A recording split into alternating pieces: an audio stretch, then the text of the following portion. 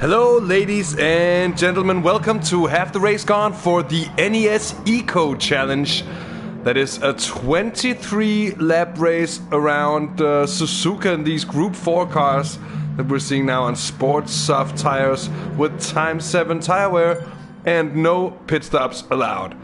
And it might not sound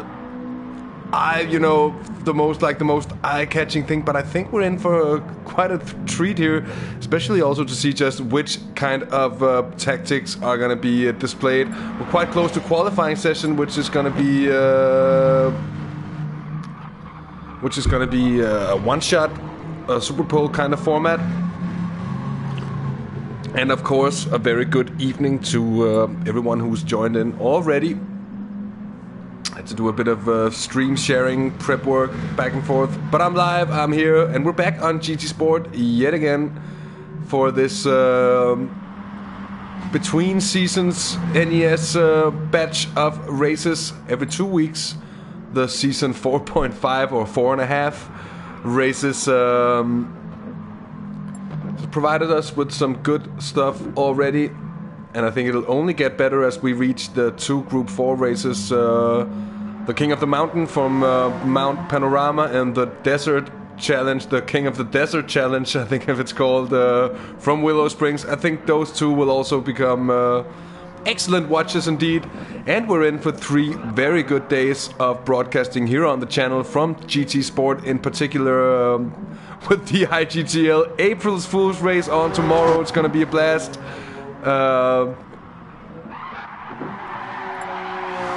Without ruining all the surprises, we're gonna see wet tires in the dryer on a Super Formula car. I think we're gonna see some Lancia Stratas going at it, and more.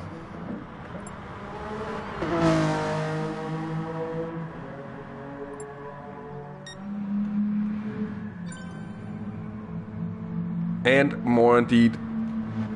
Save the radish, the livery of Joe of the Fire. Oh, that's a brilliant one from the witty professor, showing his humorous side. The radish, of course, for those not in the know, being off Apple himself.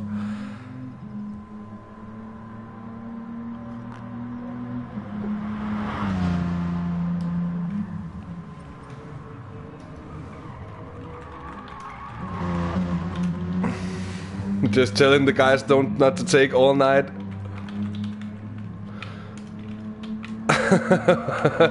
We have had some delays as of late with the races. So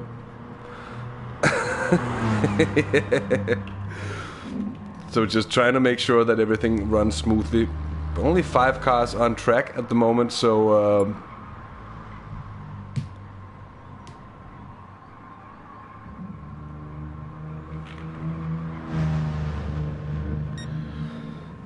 but anyways, as mentioned earlier, this is going to be a bit of a different race. I think some drivers are going to be looking towards their...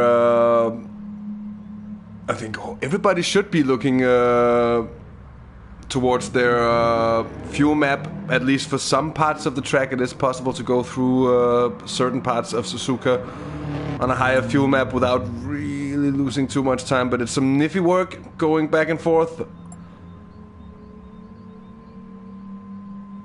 We also might see some hefty short shifting. We might see some drivers simply just running in low gears and so on and so on. So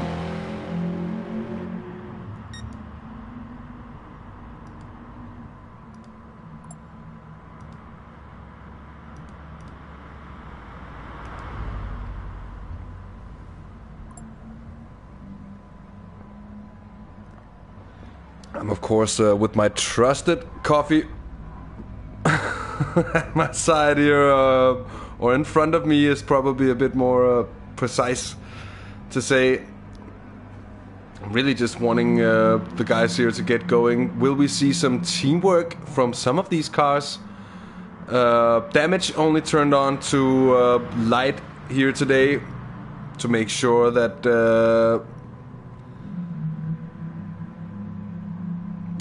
nobody has to pit.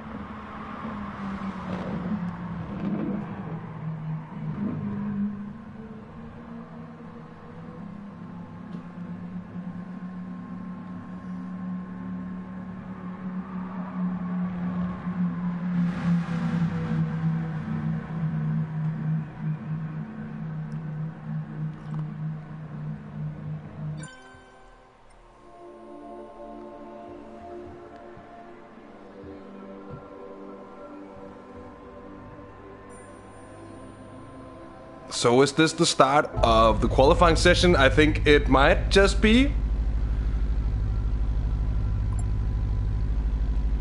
First group being sent out on track here. 5 cars at a time. And it'll be the driver's own responsibility to spread out ever so slightly. It's Joe of the Fire, Wake CU, John for Games, and GRM Bandit. And last one is Gugas, of course. Joe of the Fire in that very, very green, indeed, very green Megane trophy. I think it's a pretty good choice on fuel economy. Indeed. Evening to Martin. And best of luck to you as well, of course, in the race. And this is, if ever, a race where pole position might not be that important. And certainly the late race or later race tactics will be much more important indeed. See, there's a green theme, livery theme for all car series. Gugas in his Honda NSX, also a car that's known to be very good on its fuel usage. Sunday drive, it is perhaps gonna be a bit of a Sunday drive. And let's see, but I'm really interested because I have no clue how much fuel saving will exactly have to be done. But the thing is, at fuel burn, 23 laps around Suzuka at time 7, that equates to getting quite a number of laps out of your Group 4 car. Evening to the GOAT, nice to see you. Always a pleasure having you joining in.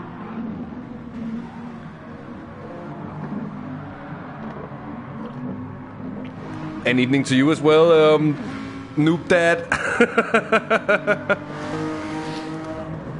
Or should we say Taz Forever? I guess it's Taz Forever. And Nils, as I thought, with the answers here, the NSX being a good choice. Of course, we will be using the entire HUD graphical layout, so we can keep an eye on the fuel gauges of the different drivers as they get along with the race, because this is absolutely crucial information. You just found out that the Lambo isn't that great. Martin, I think I could have told you even without checking that the Lambo at least probably wouldn't be that great.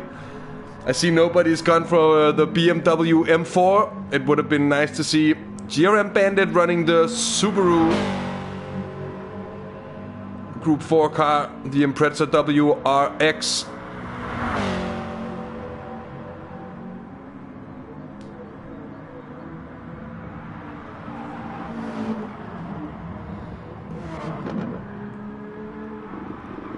Shouldn't we, in theory, have one more driver on track at the moment? I feel like... Oh yeah, Wake CU. Where's he?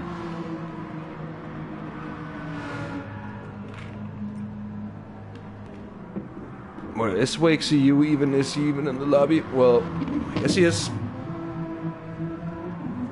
Evening to everyone who's joined us. We're getting underway with the qualifying session here from the NES Eco Challenge. A quite serious fuel-saving challenge. I'd have to say it's a little bit more fuel-saving than we did when Trails and I ran in the TSR M3 World Tour Championship. A series that I famously took the win in, of course, more or less only due to the fact that it was way before PD chose to nerf the clutch and H shifter combination in road cars, and I have to say that they've not nerfed it completely, but they've made it even harder, and it's kind of a weird clutch system. You have to be slow in your gear changes. That makes sense if you have a gear stick that's with a long throw, But if you don't like a Logitech G29 shifter, or anyways, that's a bit of random for me. Joe of the Fire is completing his qualifying run. Let's see how he gets along. Of course, Group 4 cars on sports soft tires, not necessarily something that we're completely used to seeing, so not really too much of a reference, but he puts in a time, a 2:19.1, so just under the 2:20s. Here's Gugas in the NSX. He goes just above that. He's a second behind. John for Games with a 2:26, so that's a little bit on the slow side. There is GRM Bandit putting that Impreza on pole position. Brilliant run from GRM Bandit. Provisional pole. And some of the best stuff we've seen from him so far. If we will be contending for a victory tonight, it will be a little bit of a surprise, not to say anything bad. He's a wonderful fella, but we're not used to seeing him compete against the likes of Joe of the Fire. Of course, Joe might have made a mistake, and we might see some much better time from the second group of qualifiers. Wake will be along with those, of course, and late joiner Toshost is here as well. We've got GT Alex, should I mention, the IGTL organizer, who's lining up today in the McLaren 650S, which is a car I suppose is not the best, but not the worst either. Here is Toshost. Hasn't been called out yet, but here it goes. So that's just the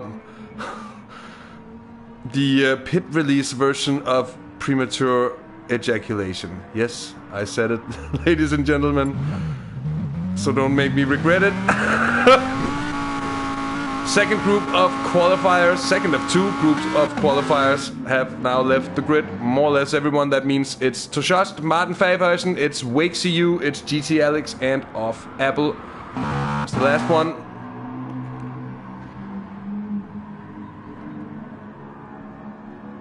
So let's see if any of these five will be able to best what GRM Bandit has put in so far. You might expect the Subaru, the four-wheel drive Impreza, to have a little bit of an advantage on the less grippy sports tires run with here today. You see Toshost also running the Lambo.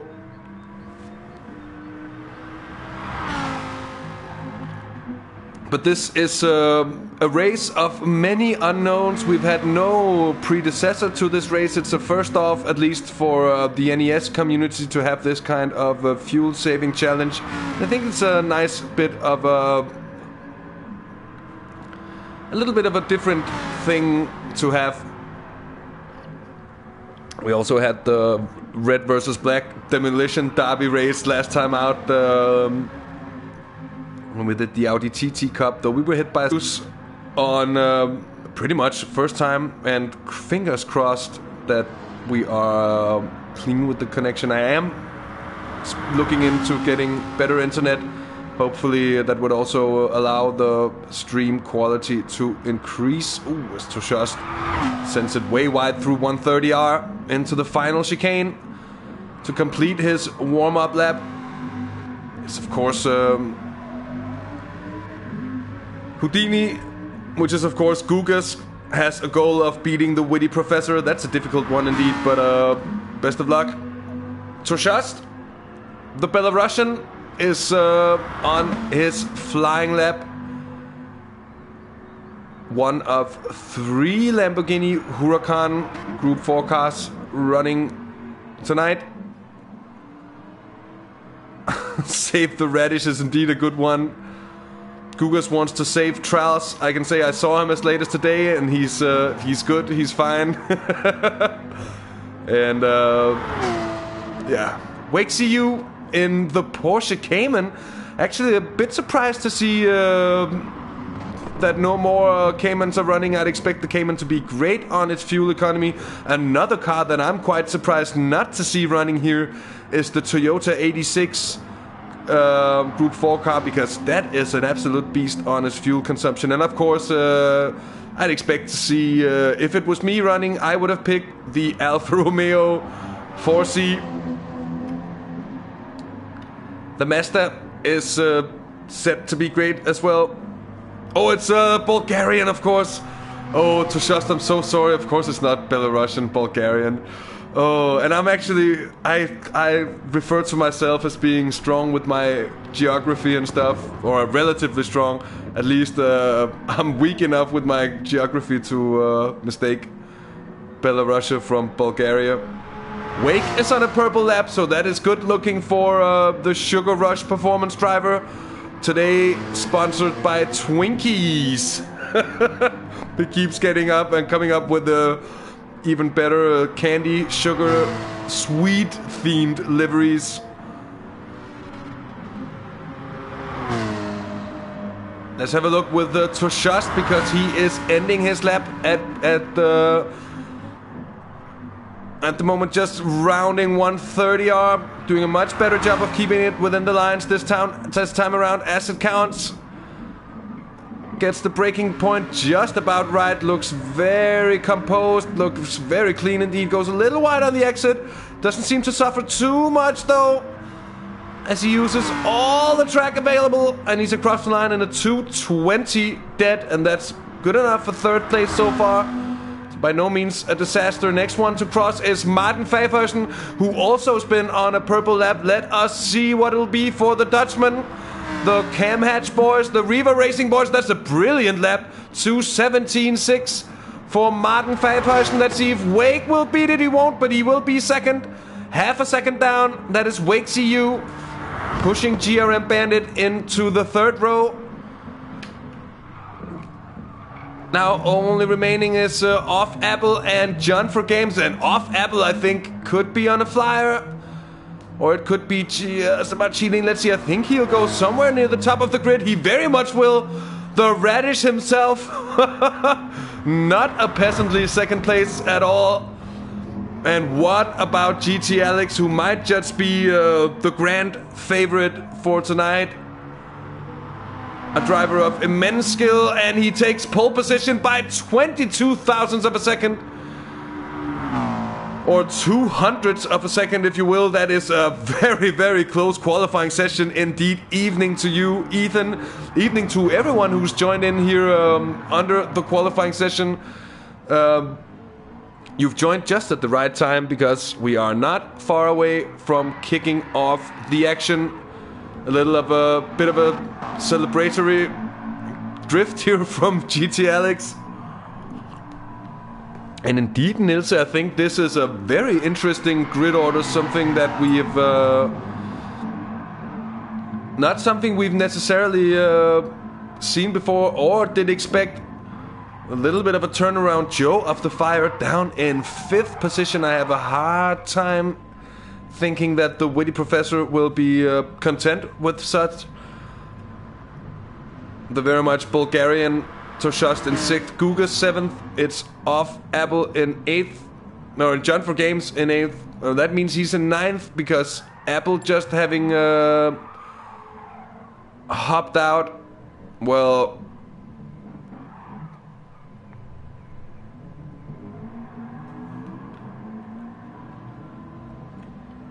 I guess Apple must be 4th, just in between Wake CU and GRM Bandit. That means it's 5th Bandit, 6th for Joe of the Fire.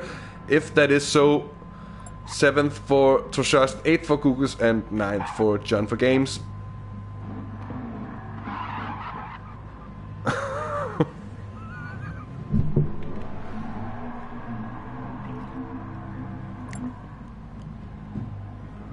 Shibbity-beep-bop. I think you were fishing for someone to say that on stream, Ethan. There, you got it.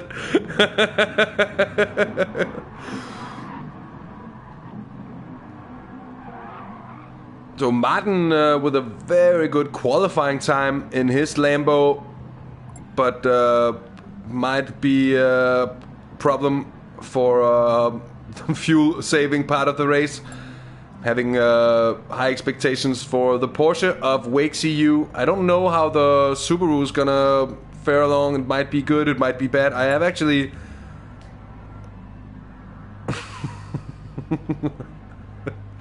I actually don't know much At all. I know almost nothing at all. When I know nothing at all. Nah. But about this Group 4 car fuel burn, I know a little bit about the cars I've driven myself, which is in the end a little bit limited because I've been mostly driving the Group 4 cars with fuel burn on and on that in the monthly Group 4 races organized by Rinsky.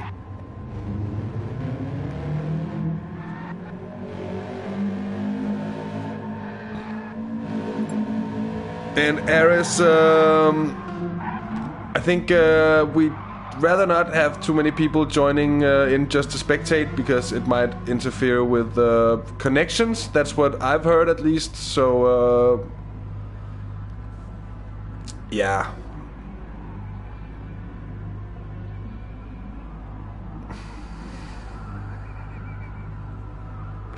That's Ethan. That's a take on reading that I haven't heard before.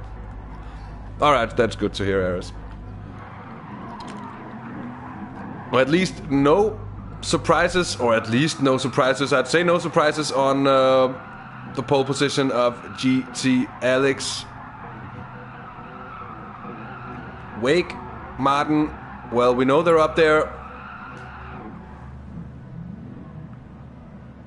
Joe of the Fire, one of the disappointments. Let's see what he can do with the race.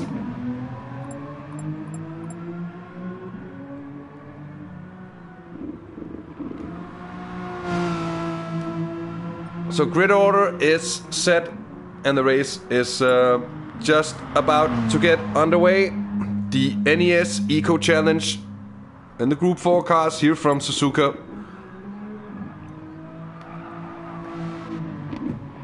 Is this the real Scott Dixon simulator? This is the real Top Gear goes to this is the real Top Gear goes to Ukraine simulator.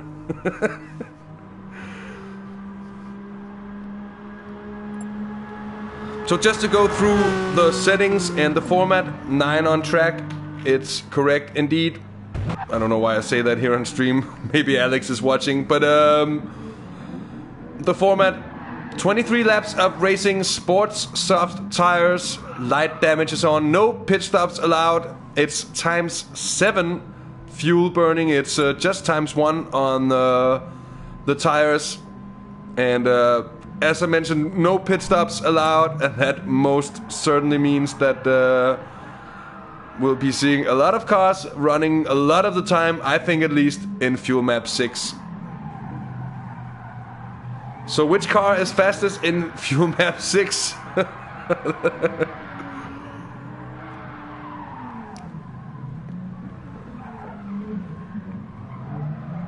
Of course, we know that the Honda of Gugas is strong on fuel. We know that the Porsche of Wake is strong on fuel. The McLaren, I think it's so-so. The Lamborghinis, I'm surprised to see 3 of them. How will they do? Maybe it's because of the 7-speed gearbox. And a very good evening, by the way, to everyone who's just joining in here. We're just about to get underway with the race, so you've been tuning in at just about the right time. It's, by the way, also a standing start for once here in the NES, so we will have the action going off right away. None of that warm-up lap nonsense. A bit of a dancing car from Alex. Alice, there I actually did say Alice there. Alex.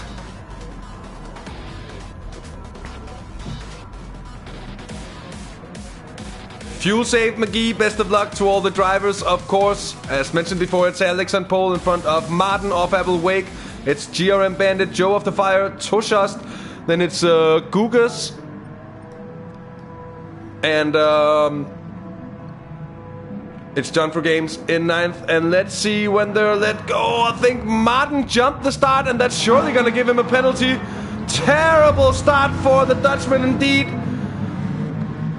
Poor start, and that gives a flying run to Toshost in second. Gugas up into third. It's Joe of the Fire fourth. Wake down in fifth. Apple down in sixth position with GRM Bandit. There's a little bit of a nudge, and Martin and John for Games on the last two positions. They were speaking about that grid lockup from the beginning, and it's very much on.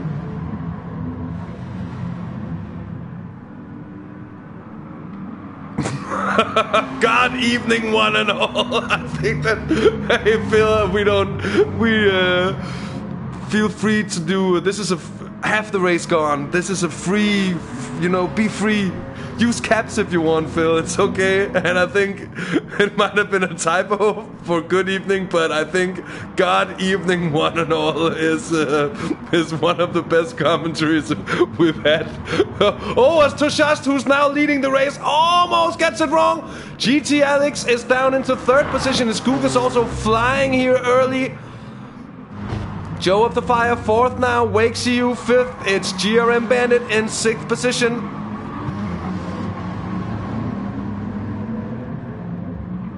And a little bit of a gap forming now between Joe of the Fire and GT Alex. So the top three drivers at the moment making a little bit of a run for it. Of course, GT Alex doing wisely of not staying in the lead and just settling into that slipstream where you can save even more fuel.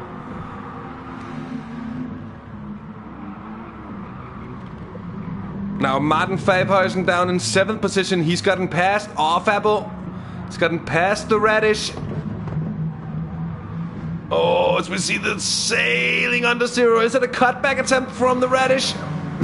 Look at that Martin taking this corner in sixth and changing so early up into seventh. That's absolutely ridiculous. Let's see how Toshost handles it as he goes way wide through 130R. Oh, my. Quickly. Oh, that was not what I meant to do. We're meant to have a look at the start real quickly from the perspective of Toshost. See that premature ejaculation from Martin, I was about to say. Just jumping the start. That's an absolutely brilliant run. The Lambo gets down towards turn one. Gets off the line like few things I've ever seen. Gugas just holds off. That's absolutely amazing.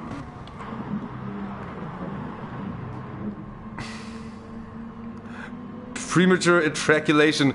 Best delivery tonight. Ooh, that's a different, I think.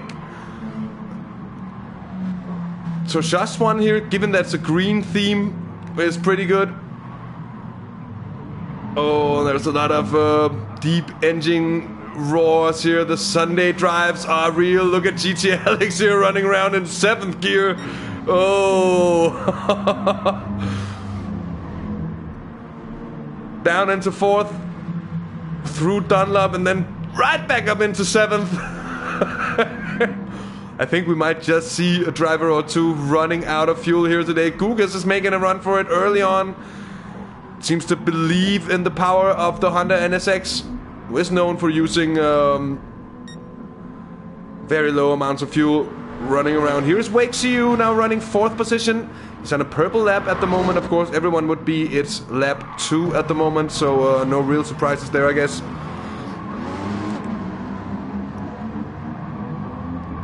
GRM Bandit still running sixth. He's gotten the better of Joe of the Fire, at least for the moment being, but it's like there's kind of a cycling, a bike racing kind of dynamic to it, that it's really a big advantage being in the slipstream and just hanging out in the slipstream. And if someone is willing to work together, you could even say that you could take turns in order to raise the speed or start bump drafting or whatever to the car in front.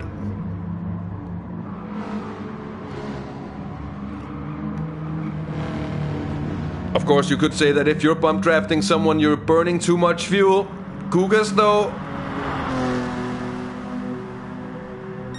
by far the most aggressive starter.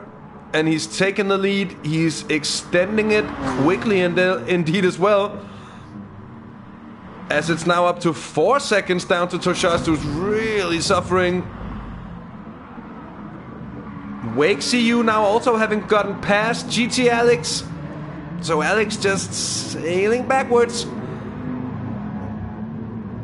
And I think we'll see that the driver who's done the most testing will also have some kind of advantage here. The Porsche Cayman, I think, is a good bit for a car that could go all the way. But of course, in this position so early on, it's a very good position for Gugas as well. So let's go on board with Wake and see just how he gets along. How much short shifting? Oh, there's a lot of short shifting going on.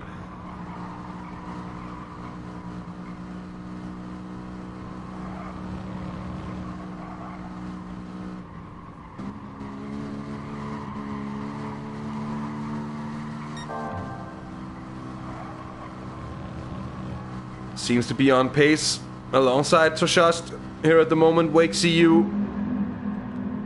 GT Alex is now 3 seconds down on Wake in front. He's 8 seconds down on Gugas in the lead. And GRM Bandit is quickly catching up.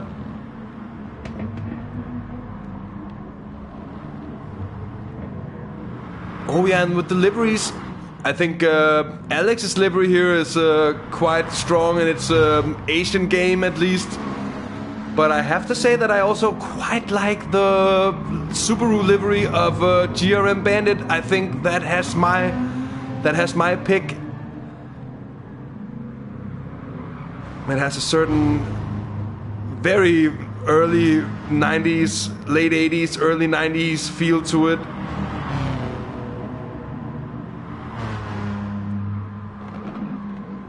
Joe of the Fire takes the humor prize for liveries, but doesn't win any awards for its prettiness. Save the reddish livery. And then of course Martin and John for Games in the cam hatch cars. And those are never bad looking as well. Off Apple down in 9th position. What's happened to him? He's a long way back. Perhaps really suffering. But he is really suffering. He's going along at in second gear at 90 kilometers an hour. That looks like a man who's given up. Gugas is still leading. But he's also gone back down to planet Earth, it seems.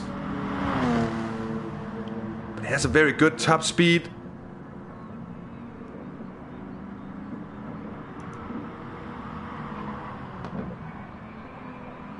Oh, we've gotten a dislike. Either someone is mad that I didn't prefer their livery, or someone finds this eco racing boring, I guess.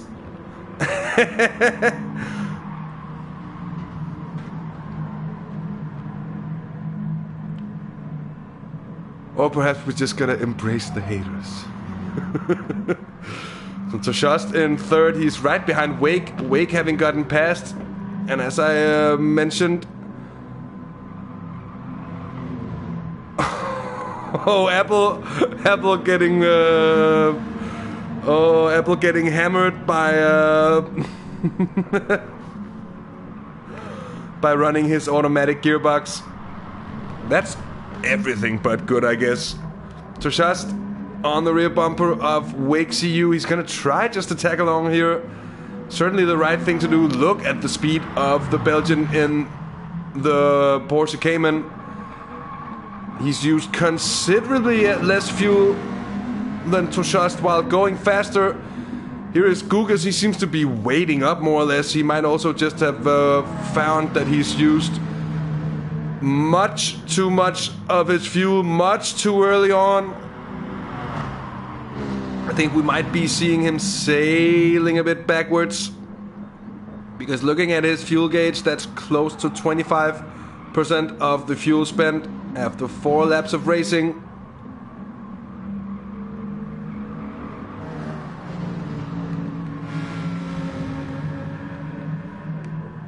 Wake, however, seems to have the plan laid out for him.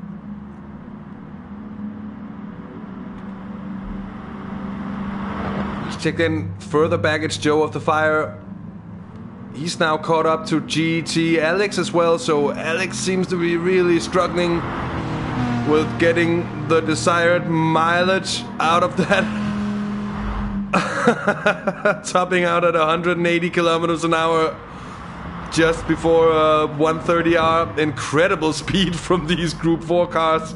Really being pushed to the limit.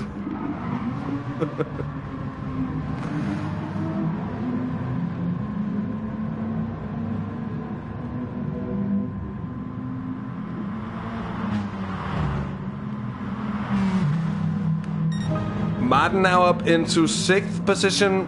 GRM Bandit down to 7th. He had his pace about him, it seemed, but he's lost out over the last couple of laps. He's really dropped back on his pace. Might also be that he started out a little too hastily, a little too frisky on the beginning here. 6th gear. Really suffering to keep up with Martin Favhuisen here. But interesting to see that after all, in 7th position here, GRM Bandit is only 11 seconds down at this point, so it's not like the gaps are that big yet. And I'm expecting that or I'm not expecting necessarily, but I'm thinking that we might just be in for some fireworks on the last couple of laps.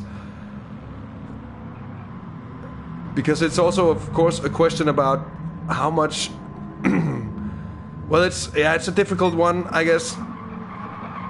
Guga's still leading, but now only by half a second.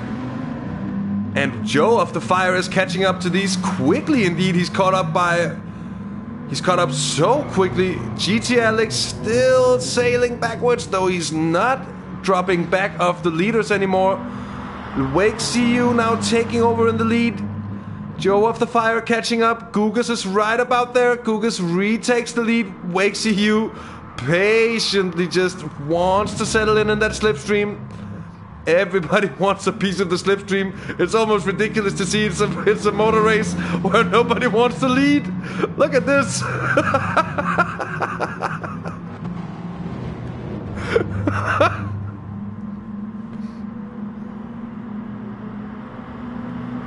So Gugas, okay, I'm going into cycling mode here. Gugas parked at the front. Or I don't know if I'm going into cycling mode necessarily, but stay with me here for a second, because cycling terminology gets more and more relevant when watching these cars taking their turns at the front. A little bit of a bump draft there from Wake CU. Really hoping not to catch too much wind there. Nobody wants to take that turn at the front. Joe of the Fire, he doesn't mind going through. Now Martin is catching up to this lead group as well. There's a little bit of a gap down to, I think it's GT Alex still. It's GT Alex and GRM Bandit, but those two are not getting it as well. Here is Wake now trying something into turn 1. And turn 2 as well, side by side with Joe of the Fire, of course. Tortured sports soft tires. And then on corner exit. Now is Joe of the Fire actually just thinking about breaking away? I think he's put everybody else out of his slipstream here, and that might be that if he knows that he can just push on. And he's on point because 25% fuel would now take him to 24 laps. So everyone who's above 25% is on course to complete the race, of course, at this point. No decisive gap being put in by Joe of the Fire. It's Gugas who's deciding to close it down, or at least make an effort. But he's still running slower on the straights. He's losing time, and he is outside of the slipstream effectively. Not optimal for Gugas. And I'd say both Wake, Martin Toshast, Bandit, and GT Alex, who's also, I think, making his return. Let's see further down the order. GT Alex, oh, he's still just detached from the group, as he's right there on 25% of fuel. So it's not like he's been saving fuel in vain and having more than he needs. He's on the ragged edge. He's trying to coast as much as humanly possible here as well. Interesting tactics we're seeing. Of course, it would be a huge benefit for Alex if he could catch up to the group in front and get some of that sweet slipstream action. Joe of the Fire extending. He's up by 2 seconds now. Not afraid to go for it from far away. And Martin Favhersen recognizes this. He comes through to spend a bit of fuel as they're all rolling in to the final chicane.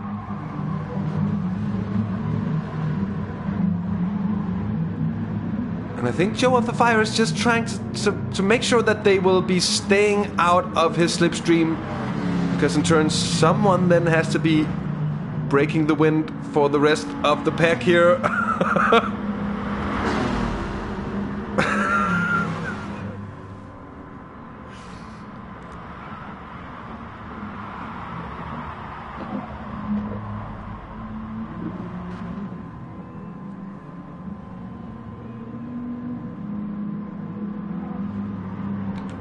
So Gugas, the Portuguese, who got an early lead, who got a great run,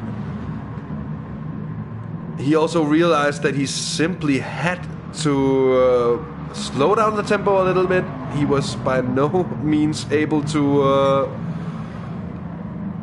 keep up that pace all the way through. Now Martin Favhersen and Wake has also broken away from Gugas, and GRM Bandit, who's squeezing through on the inside on his way through Dunlop, and then down through the two Deckners. Gugas maybe attempting something back up the inside. No, that's not gonna be for him. GRM Bandit, who gives him the space, and in behind here it's now Toshast, who's gotten GT Alex for company. It's Joe of the Fire. He's being picked up, it seems, by Wake CU. A determined move to get back on level terms with the leader.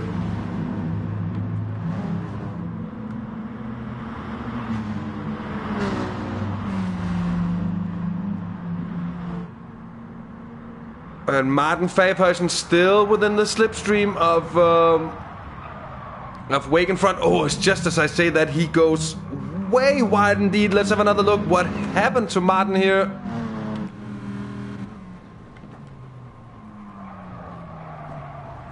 Oh, he's finding the limits of those sports soft tires. And I think especially finding the limits of how much turn-in that Lambo could actually do in 7th gear. Of course, a bit of a problem here. Now they've caught up to Joe of the Fire, and he breaks right off. And we're back to square one, I guess. Wake takes the lead. Martin Favhersen second. Joe of the Fire third, in front of GRM Bandit, who's now caught up to this leading group as well.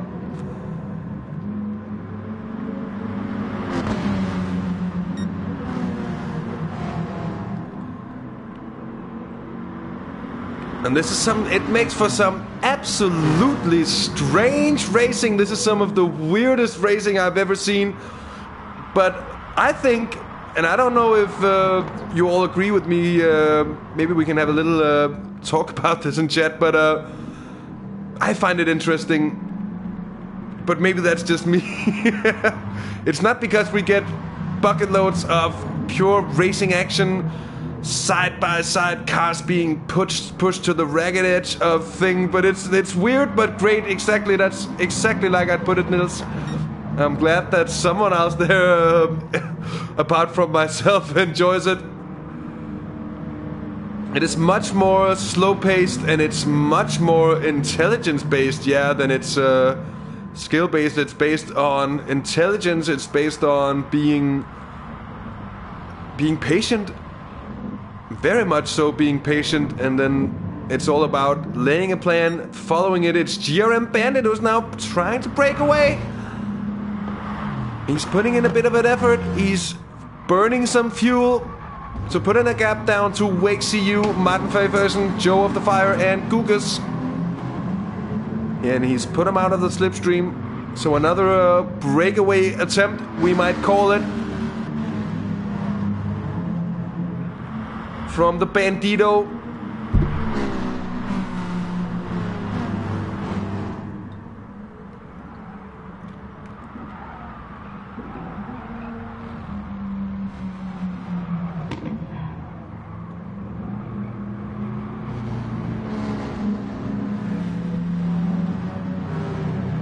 spend quite a bit more fuel. There is also the point to it that once we reach the final couple of laps, any driver that has anything left will be able to switch it to fuel map 1 and give it a proper run to the line.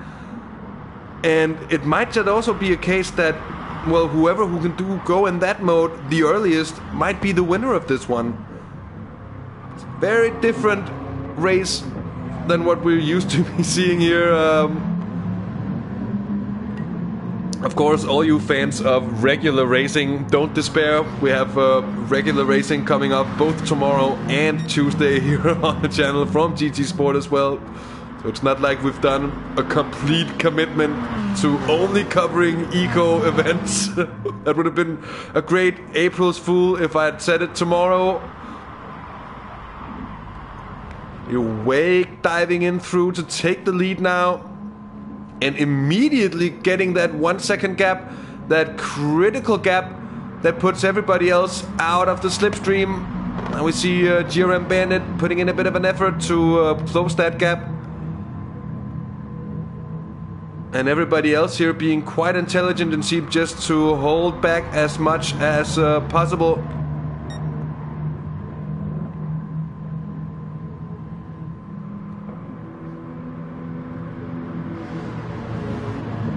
And Nils, I think that's pretty much in accordance to what I know. At least the Honda and Alfa Romeo is very good on fuel. I've heard the Mazda is strong as well. So surprised not to see more Hondas running and to see, well, a Mazda or a Toyota who's strong as well. Perhaps not exactly as strong. The Mitsubishi, of course. And that's basically all the small turbocharged engines that are... of course, kings of fuel consumption. No surprises here. Joe of the Fire being very patient, just hanging back. GT Alex now finding himself in a much better place than he did some time ago. He spent a lot of time on his own, and he might just pay for that later in his race. Look at Gugas. He's getting... oh, he's only on what? That's some 58-60% of fuel left for Gugas. And isn't that right, Phil? That Subaru livery is not all bad. It's got some nice detailing with the black in between. And all the detail, just the level of detail is nice. I think it's very well done. I think GRM Bandit deserves a round of kudos for that one.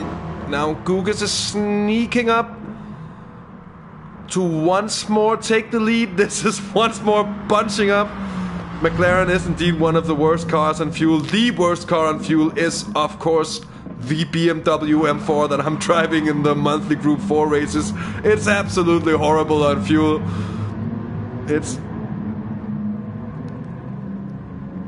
And yeah, that's true, Bambi. You can use the handbrake to tap the handbrake into coasting in neutral. That's, of course, going to save you bucket loads of time.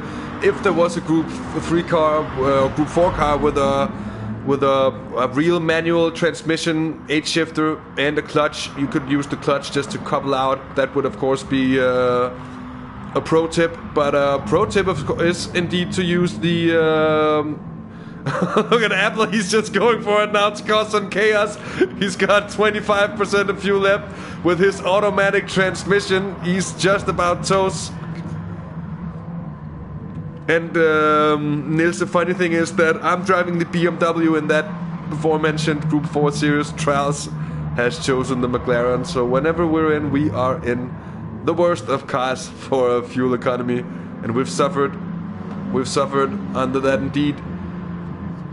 Gugas, I think he's... oh, Martin not too good as well. WakeCU looking quite good on his fuel. Joe of the Fire having spent a little bit more... oh, GT Alex, one of the big spenders, it seems, as well, with Off-Apple. Oh, Off-Apple, the king spender, but he's most certainly going to run out. It's going to be a parked or a very, very, very slow Volkswagen at some point. As he's charging through the pack, just trying to create some chaos, I guess.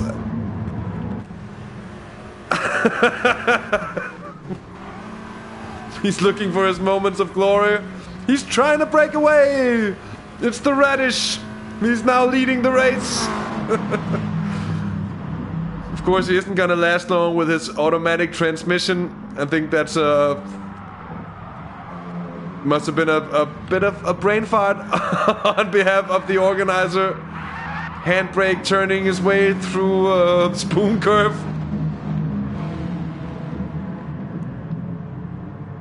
And yes, Bambi, we've tried to make the Radish understand on many occasions that manual is just better in every possible conceivable way, but he just doesn't want to learn. Are some of these other drivers actually getting stressed about the fact that Apple is now charging along? Look at GRM Bandit. I think he was a little bit like, oh, why is he breaking away so quickly? It's now Martin in second, it's Gugas third. Those two got a bit of a gap down to Bandit, Wake, Joe of the Fire, and GT Alex. GT Alex has lost a bit of time. So Shast is somewhat off the back of this group, and John for a moment. Apple is gonna last just about a couple of laps at that pace.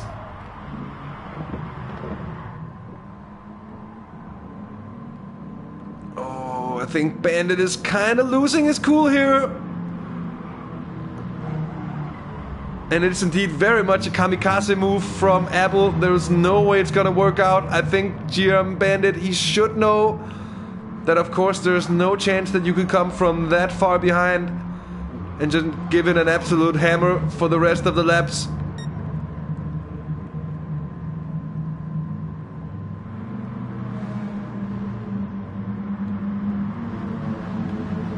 So getting close to the halfway point of this race, and yet another place where we can put down a marker and say, okay, we've gotten so far, or they have gotten so far, the drivers, fuel wise.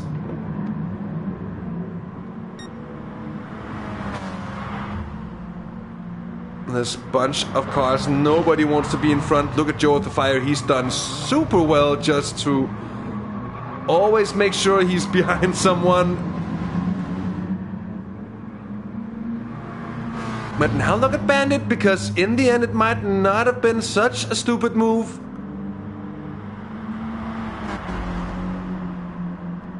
Because he has caught up to Off Apple, he is within the slipstream now, seems he's falling back. Whether that be intentional or not.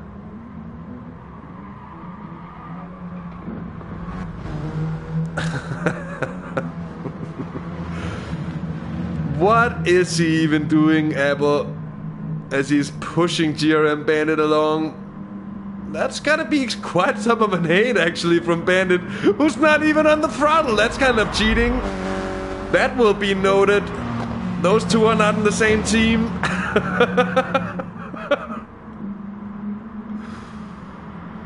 GRM Bandit has managed to accelerate all the way down the back straight, down to 130R without touching his throttle. Still coasting. Actually using third gear for that chicane exit. That's a bit of a surprise. Hump drafting, that's a good one, goes. I'm a bit in doubt, Nils. I don't know if that counts as cheating. We haven't discussed this in the rules, but I guess drivers would be allowed to work together if they want to. Now Joe of the Fire has decided to lay down the power.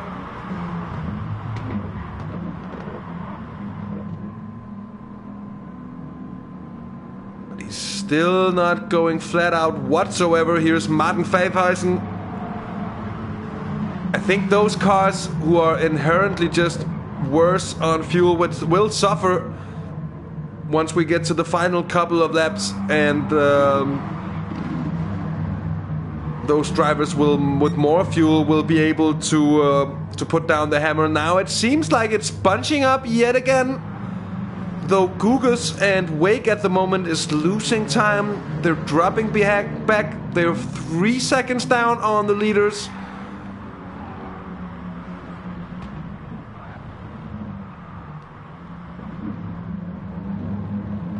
It's good to have some. Oh, Gugas Gugas gets a little tap and goes wide, but of course it doesn't cost him too much speed, but does of course cost him some fuel going wide from the Deckners there. Certainly not what you'd wanna do. He's also now losing time to Wake CU, who's making a break for it. He's trying to put Gugas out of his slipstream. He's successfully done so, and he's now making a break to the next group in front. Wake CU, Belgian of course, a cycling fan, so he'll be familiar with these kind of dynamics. Same goes for Martin Favhersen, the Dutchman. Will that come down to be an advantage at the end? It might just be. Look at the fuel of that Porsche Cayman, though. He has a lot left in his tank. That puts Wake CU in a very good position.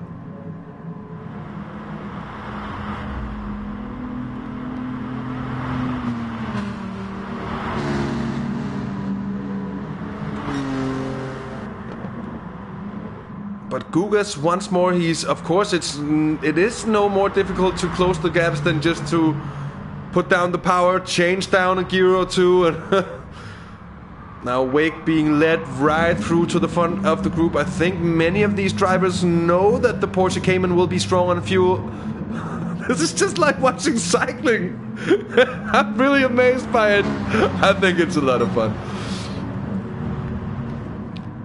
More gaps are forming, cracks are forming here behind these three drivers. That's turning out to be a lead trio. This is basically just a competition on having ice in your stomach.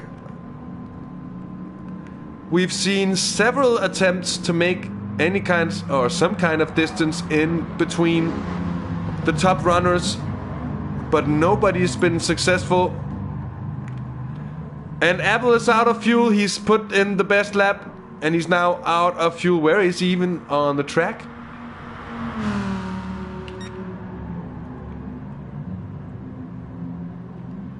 Oh, he's leading. He's leading and he's out of fuel. So we've had the first driver to run empty.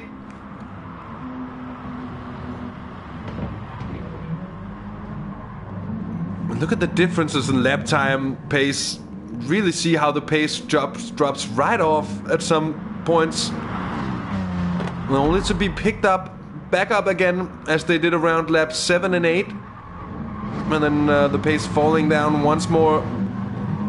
Should have picked the Prius.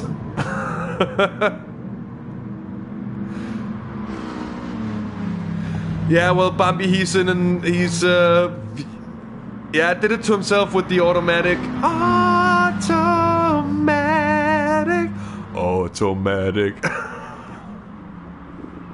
I've always wanted to put this song in the background of some clips of all the automatic drivers in the NES. It would be a great one. Of course, memes are always better carried out than explained. I just fucking ruined it. Sorry, guys. So now Wake CU being parked in front of Joe of the Fire, Martin Favhersen, GRM Bandit, Gugas just a little way back, then it's GT Alex, and actually not too far back, well, it's GT Alex and Gugas there just about hanging on indeed.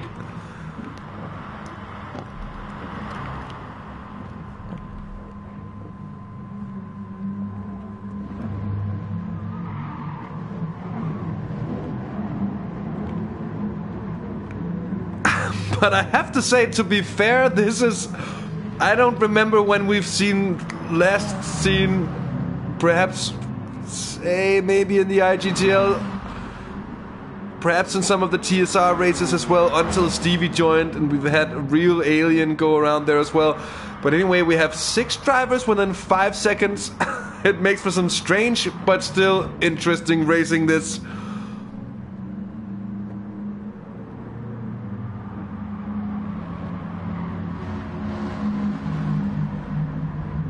We are on to the last 10 laps, by the way, ladies and gentlemen, so just about 25 minutes of racing left here.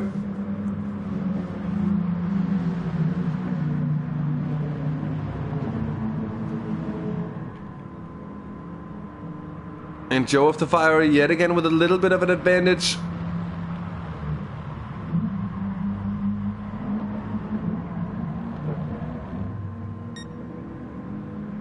And they're going wide, almost going wide for real out of the second Deckner. But managing to keep it somewhat tidy. Now let's go through the fuel levels of the cars. Joe of the Fire just around halfways. Wake is spot on, 50% at the moment. Martin a little less there. Let's see, GRM Bandit is also just a little bit down on fuel compared to the other ones up here. Gugas hasn't seemed to get that maximum potential out of the fuel economy of the Honda NSX. GT Alex, oh, he's done so much not to burn fuel, and yet he's burned more than any one of the drivers in front of him. So that's going to leave him in a very tough position for the end of the race. And he's also now dropping a little bit back once again, as he did earlier on. But once the pace fell for the top runners, he was right back up there. So Shust, he's running 7th. Also just about the level of GT Alex. Then John for Games. He's looking good though, but he's a long way back. But he's looking fine on fuel, it has to be said. And then off Apple, of course, running dead last now with an empty fuel tank. It's gonna complete the race at 80 kilometers an hour. So, who can come up with a slogan for this race? I think my slogan would be NES Eco Challenge, the race no one wants to lead.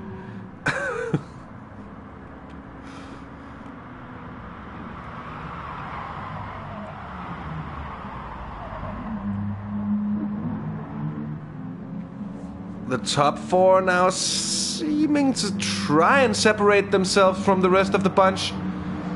GRM Bandit doing his best to keep up with the others. And with the driver in front of him, that's of course Martin Favors. No, as GRM Bandit overcooks it. That's up through the S's.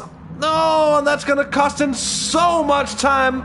And that's effectively, I think, gonna put him out of the competition here, out of the running.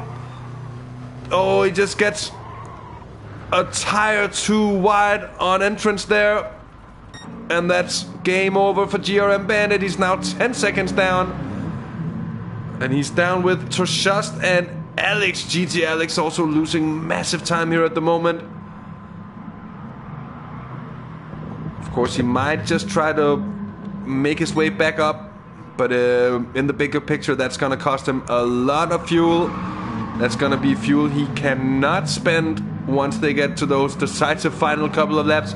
We are on lap 15 of 23 at the moment.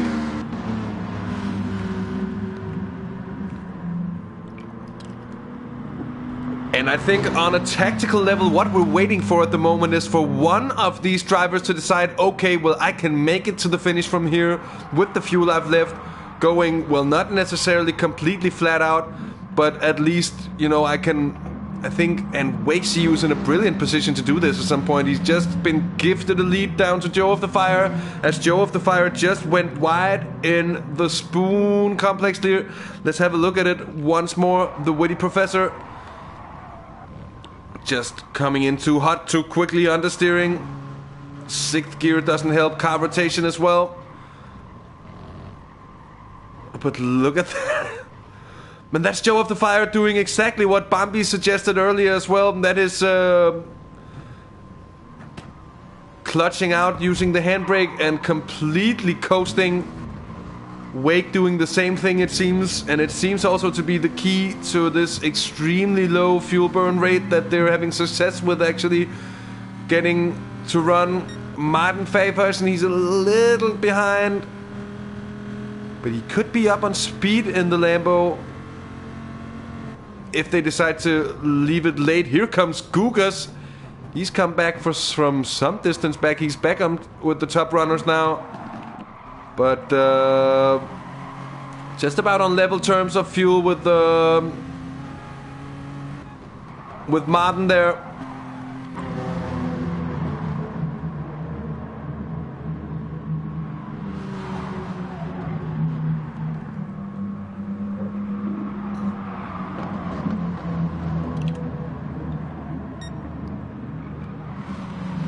What poor luck for GRM Bandit to lose it on the last lap as we came up through the S's up towards Dunlop, where this lead group is at the moment. These lead 4 cars.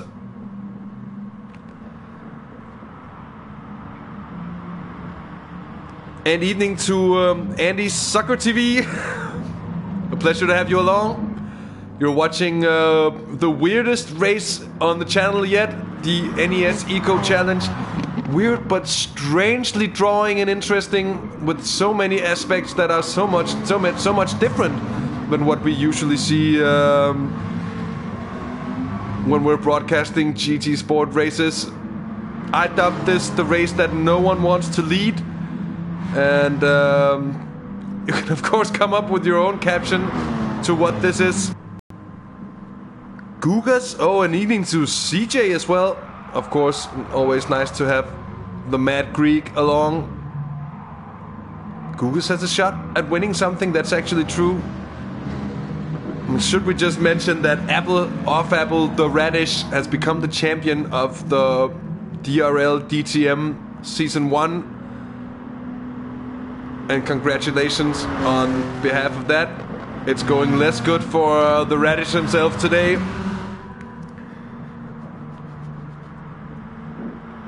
Of course, Gugas this time now. Gugas trying to break away from his companions. It's Toshast with the reaction, and everybody else has to follow along. Apple has actually won an individual championship indeed. It's amazing.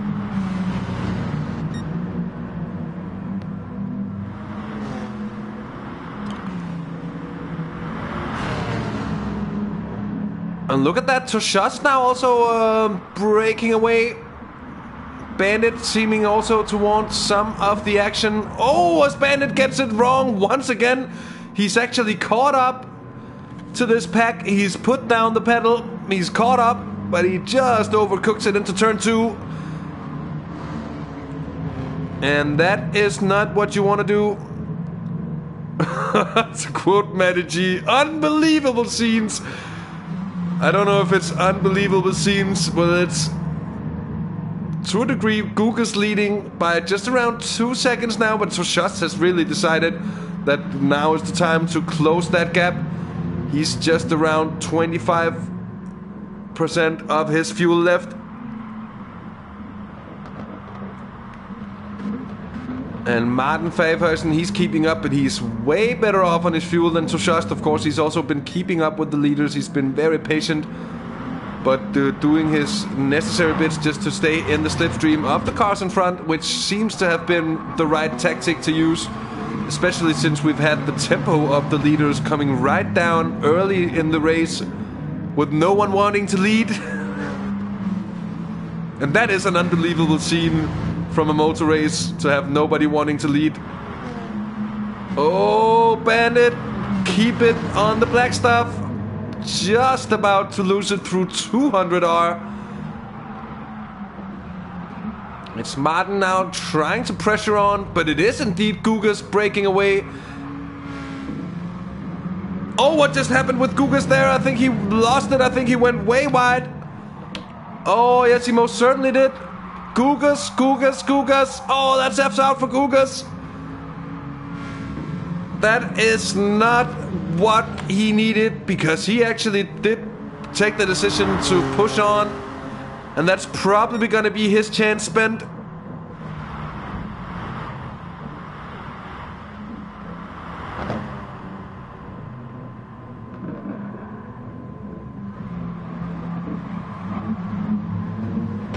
Poor luck for Gugas.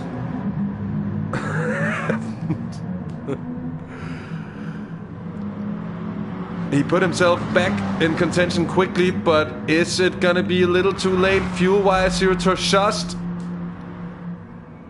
6 laps to go. Under 25% of fuel left for the Bulgarian. I'm not sure that he is on par to be able to make that. It's GRM Bandit who's attempting the catch-up at the moment. He's a little bit of an island. At least in You can actually hear the fan in the background. I thought that was my PC, but that actually is the PS4 working hard. I guess it needs a bit of a cleaning, a bit of a vacuuming, a bit of a zook. And as I say zook, GRM Bandit is left out of just zook, so make me wrong on that one. Martin just squeezes through on the inside. Is it his time to just go full throttle? Oh, Martin just about losing it here. Gugas again on the exit from the Deckners. He just goes into the gravel, costing him vital energy.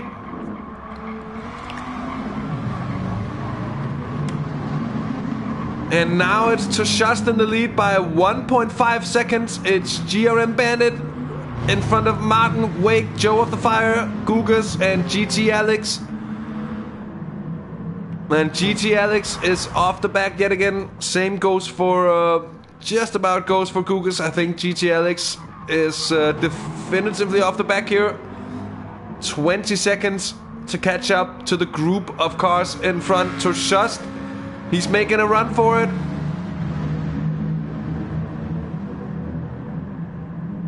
But you'd have to expect that once some of these guys here really decide to go, it's gonna be forceful indeed. Look at Wake CU. He's got so much more left in that tank, at least than both Toshast, Bandit, and Martin in front of him. Joe of the Fire is also quite well off here. Gugas is gonna go through.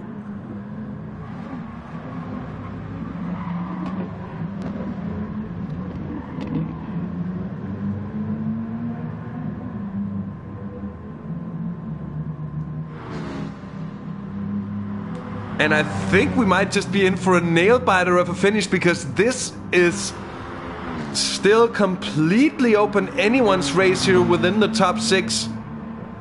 Evening Cliche, good to see you. Welcome to the NES Eco Challenge. You've joined in at the most exciting of times. I think 5 laps of racing left here.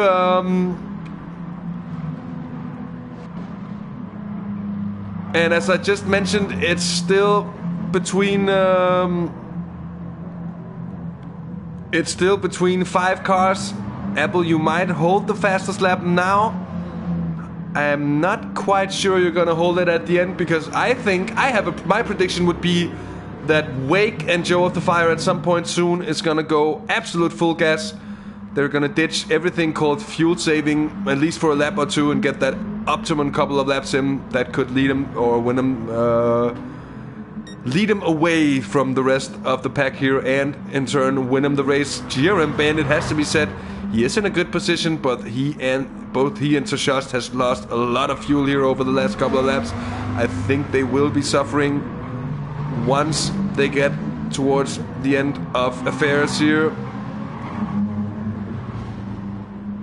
And who it is a 3.5 second gap up to Toshast. It's 2.8 to GRM Bandit. It's Wake, CU, and Martin. Martin seeming to want Wake to come through. Wake, I think, a little bit hesitant. He comes through there.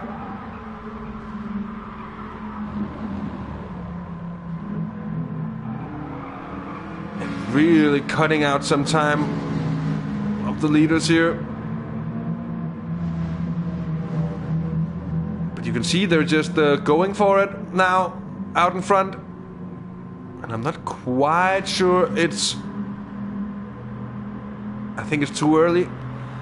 I think they've gone too early. At least Toshast, I'm quite sure he's gone too early here. Joe of the Fire, that 4 second gap up to Martin. That Martin and Wake, they just might have put themselves in a very good position, because Joe of the Fire, he's here with Gugas, and they're quite some time back. They're not really seeming to be able to catch up to those drivers in front of them.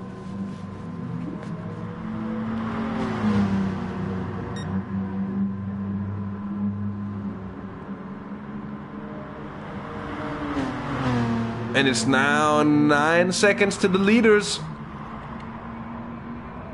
And Wakey,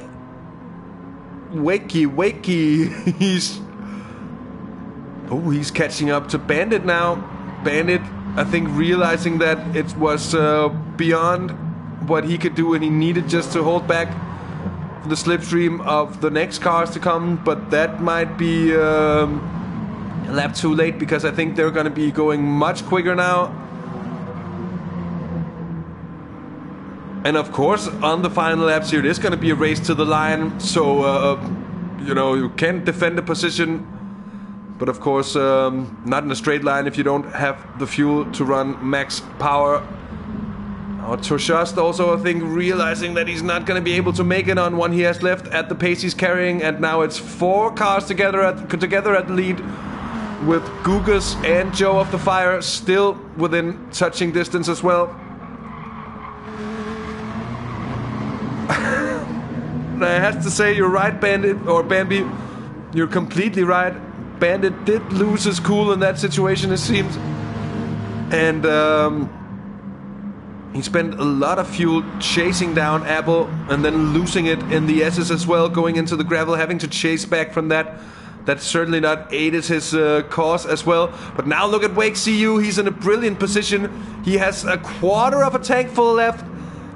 And if he leaves it all there, I think he might just be able to break away from both Bandit and Martin at this moment. At least he's gonna try. Bandit is certainly gonna give him a run for his money, but at some point I think Martin or Wake must be able to break away from this pack here. They're all catching up to Toshast again. But he's actually extending his gap once again. They're coming on to the last 3 laps of racing.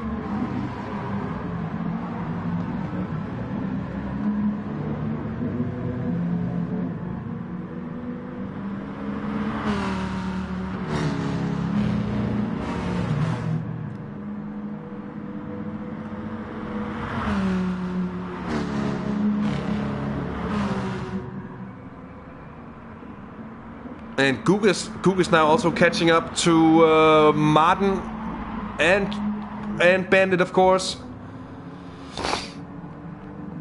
He's up into 4th. Oh, as he runs wide through turn 2. Squeezes Martin on the outside. They're going to go side by side through the S's. Not an optimal line. That's going to cost them a little bit of time. Both of them in turn.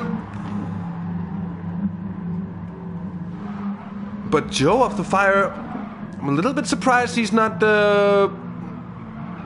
coming through on the power a little earlier than this. He's leaving it late, and it might be too late with the gap that's already come through up to Wake CU in the Porsche Cayman, because they are just about on level terms fuel-wise. Wake being my favorite here of the top runners at the moment. He's certainly the guy in the best position. 2.5 laps remaining here of the NES Eco Challenge. It's heating up. It's Toshast leading in the Lambo, but he's low on fuel. He's very low on fuel indeed, and I don't think he's going to be able to make it to the line, at least not with the intensity that he's running at the moment. Saying that, I think Wake CU could just... he's leaving it late. He wants to be absolutely sure that he can run the last bit of distance at full power to get rid of the opposition. GRM Bandit has done a pretty good job of placing himself where he is, but will the fuel last him all the way? Well, he's almost on level terms with Martin Favhuisen, so better off than Martin indeed in that Lambo. Gugas also not in the best of positions. Here comes Joe of the Fire. And is it now that he's decided that he has to close the gap? It's down to 4 seconds for the Witty Professor, so he's certainly put in an effort on this lap.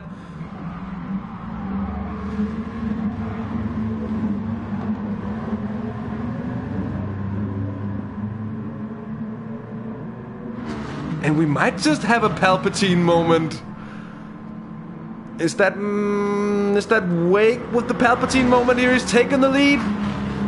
And he's breaking away from Toshast, despite the fact that the Bulgarian is within the slipstream. He no longer is.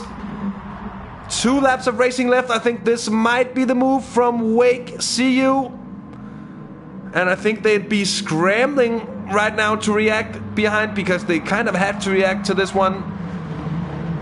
Wake CU will have no need to slow down before the line, and he can keep on pushing. He has plenty of fuel left at this point. And they're still leaving it to Josh. No, now it's Martin.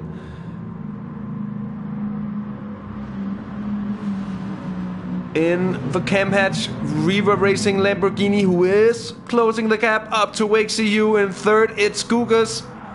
They're outside the slipstream. Here's Joe of the Fire trying to muscle his way through. On his way through the Deckners, up into fourth, right in front of Toshast and GRM Bandit. But still anyone's game, so I have to say Gugas. Oh, he's really getting down low on his fuel here, down into first gear.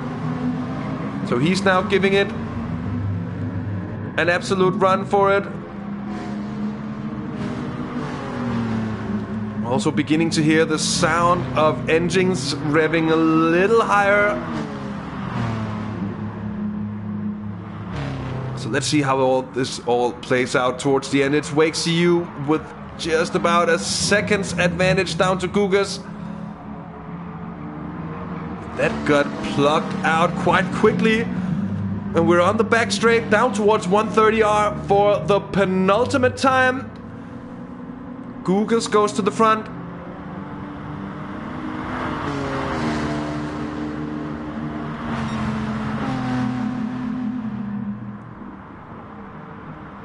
And you have to wonder, Wake CU, why is he still holding back so much? A little bit of a mystery to me, because he has a lot of fuel left at the moment. He surely could just hammer it on at this moment. Gugas has put in a bit of time down to Wake, but it's going to be a problem for him, I think. Fuel-wise, here's Martin also in the red zone by now. Joe of the Fire is still closing in. And this is the final lap now. The power of last lap. This is the lap to make it all count. Oh, who goes wide? Who goes wide down there? It's Martin. It's Martin going way wide through turn 1. Or that's actually through turn 2, but he went wide from turn 1 and then lost it on the outside of turn 2 and then goes up. We're gonna cut away and not catch a cheating Martin on the grass there. Gugas is making a run for it. And now here comes Wake. I think he's realized he have to put down the power. Here comes Joe of the Fire. He's absolutely flying at the moment. Joe of the Fire now going full on. So let's go on board with the witty professor here.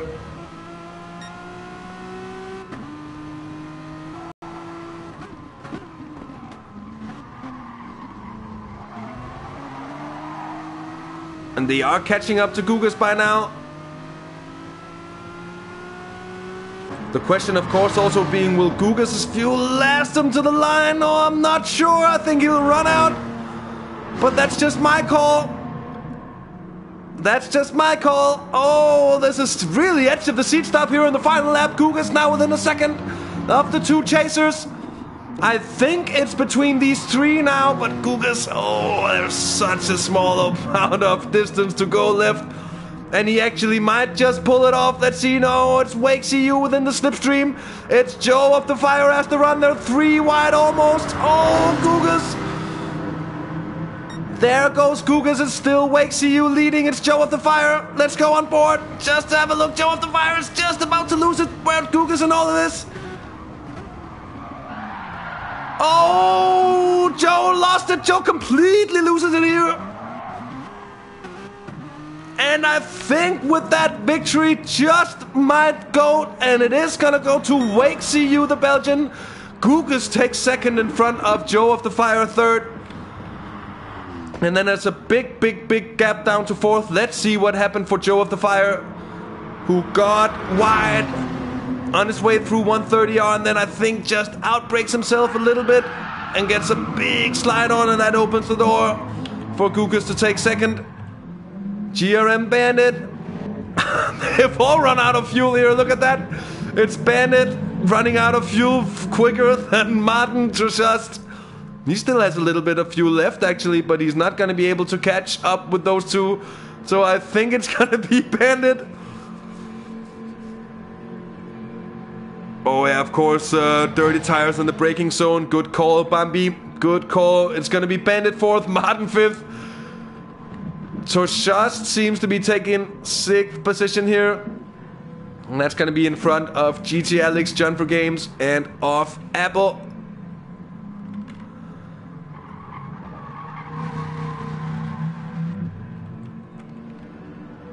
There, Truschast exits the final chicane. He's going to cross the line, empty tanked as well.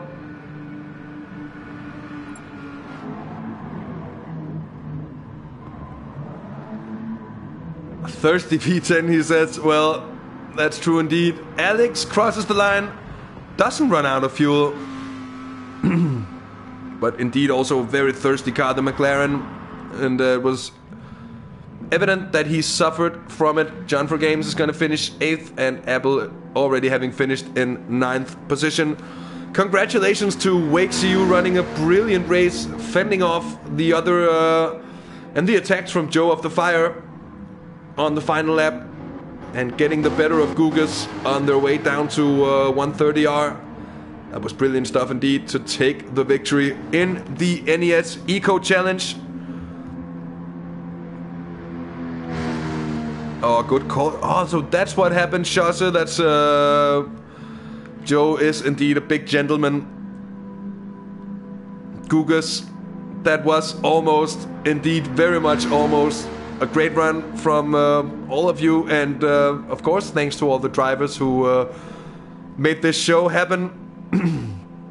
Pretty great to see. Actually, a pretty great show in the end, I have to say. Something very different, but once it really started heating up here towards the end, it certainly made for some real exciting stuff. And Apple, you got dashed the slap. Apple got dashed the slap. Yeah, you are so dashed. Oh yeah. And of course, thanks to everyone who has tuned in for this race here on Half the Race Gone tonight. My name is DirtenDK, and it has been my absolute utmost pleasure taking you through the action. However slow-paced it might have been for some of the night, it's been a pleasure. Of course, we will be back tomorrow with the IGTL April's Fool Championships. That is gonna be that's gonna be something special. It's gonna be something fun, humorous, and I will encourage you all to tune in. Top level drivers being pushed to the limit of their capabilities by having no grip whatsoever on their tires and stuff like that. We're gonna be driving Super Formula cars. There's gonna be an appearance from the Lancia Stratas, and do tune in for that, of course. We will also be featuring the first round of the TSR Super Formula Series. Much more for real racing. That'll be happening on Tuesday, so don't miss out on that as well.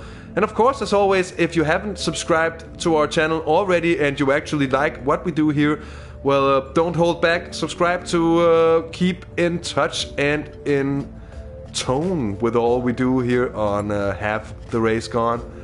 And of course, we also have our Twitter account. We have our Discord for that community action. We have a really tight, nice community on the Discord. So do also join in there if you feel like it. And with that said, I think all that is left to say for me is thanks for tuning in tonight. It's been a pleasure. And until next time, take care, have fun, and bye-bye.